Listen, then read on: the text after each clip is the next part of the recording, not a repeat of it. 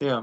Now, recently, the Ombudsman came out with a report basically clearing Hastings District Council from any secrecy around in the building consent process, and that was in relation to a complaint I think that was made about it, and it has led to changes to your council committee structure. And that, do you just want to tell us about that process? So the process is that as the Mayor, I have the opportunity to change committees. And in fact, I've got 2 more changes in the new year, because as we respond to the cyclone recovery, as we respond to the enormous concerns around rating implications and financial constraints, we need to have people that are in my chairs that are going to be part of a really, really committed and a strong kaupapa of working hard together. And the case that you talk about was that the changing that we had some ill health with a couple of chairs, and also we had a situation where we have an important case before the High Court at the moment, and that is going to the court, is before the courts at the moment. And we'd had a number of workshops with our full council, and councillors were advised that as elected members and politicians, once matter is before courts, we don't interfere with that process. It is between the judge and the lawyers. And there was a matter that was raised, and Councillor Harvey put that on his Facebook, on his social media channels, and that is, we have a code of conduct that we have to follow. And in terms of matters before the court and the implications, the wider implications on ratepayers, and what that means for us if we, engage in any conversation about a matter, we have to think first and foremost, who do we represent? So it's not about us individually. Our code of conduct represents that. It's about our ratepayers, making sure that they are looked after and safe, and financially down the track that we're going to do the best for them. And this matter was raised by a councillor through his social media. And our council got together and we talked about that. We shared our concerns with that councillor. That's how we do our business here. We're open and honest and transparent. And I was making changes anyway. I'm wanting to have a really strong succession. We've got 6 new councillors.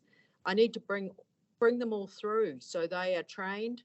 If somebody gets sick and needs to leave, or we need to have people trained, not just senior councillors in the same positions. And I'd said to all my councillors at the beginning of the term, between 12 and 18 months, I will be revisiting our committee structure and we'll be making changes. And everybody knew that, and this is part of that. And there's 5 changes I've made. Yeah. So just on the point of the code of conduct, so you believe Councillor Harvey breached the code of conduct. Did you hold an inquiry, a disciplinary hearing? No. If not, why not? So there hasn't been a formal complaint and made by the councillors. The councillors asked me to deal with this in my role as mayor, and that's the end of the matter. Okay, just one last thing on that. While the Ombudsman cleared you of any secrecy in that, there was a document that did exist. What was this document, and what did it relate to? Look, we don't need to go into that now. That wasn't even relating to the case before the courts. It was a view by one of the officers, and as far as I'm concerned, that has all been through the Ombudsman's office, and we're very happy with the outcome. It's about transparency and openness, making sure that everyone has the information they need. There isn't any secret document. Okay.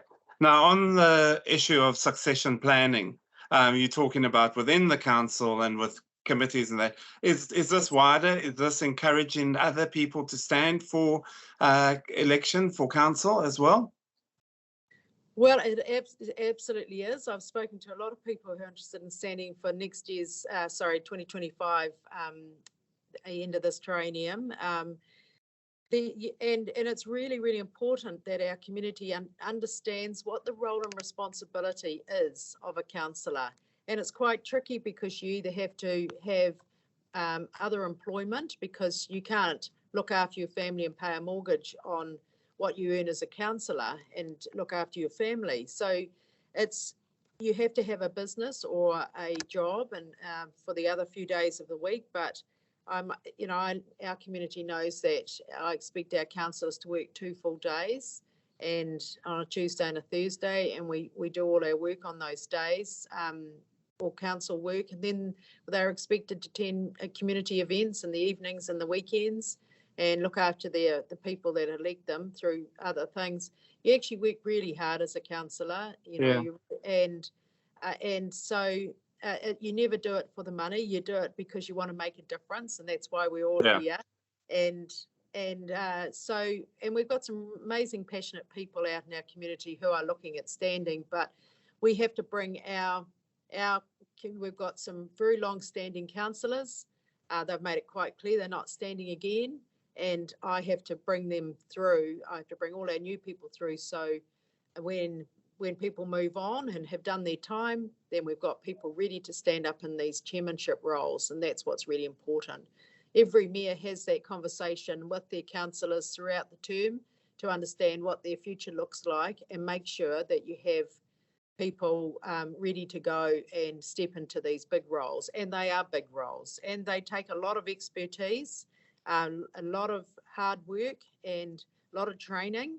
And so, we've been starting that professional development training right at the beginning of the triennium and bringing people through. And we've seen some fantastic councillors really putting in the hard mahi. Now, just in terms of, there has been talk around the community that there might be some by-elections next year with councillors leaving. Have you heard any talk about that? We have had ill health with one of our councillors, but at this stage, that's up to the councillor to make that call, and that they're working through that at the moment. So, there's always going to be changes to people's lives, and whether they can continue, and we have to manage that as it comes along. And so we'll see what the new year brings. Yeah. Now, the big question is your plans after 2025. Do you feel you've got it in you for another term? It's not whether I've got it in me for another term, Andrew. It's actually about the next 2 years. And, we have a very short, the 3-year terms to say you have your first year to build your team, you have your second year to get stuck in and get some results. And that's what, I see next year, that we're really getting in and delivering. And then you've got the 3rd year where you've got to start thinking about who's in what place, who's ready to go, who's leaving, and get lined up for a new council. So my personal arrangements, I'm absolutely focused on the next 2 years. I can't think beyond that at the moment, and I'm just going to make sure that every one of our councillors who is restanding is in a position to either take up any leadership roles that they're interested in taking.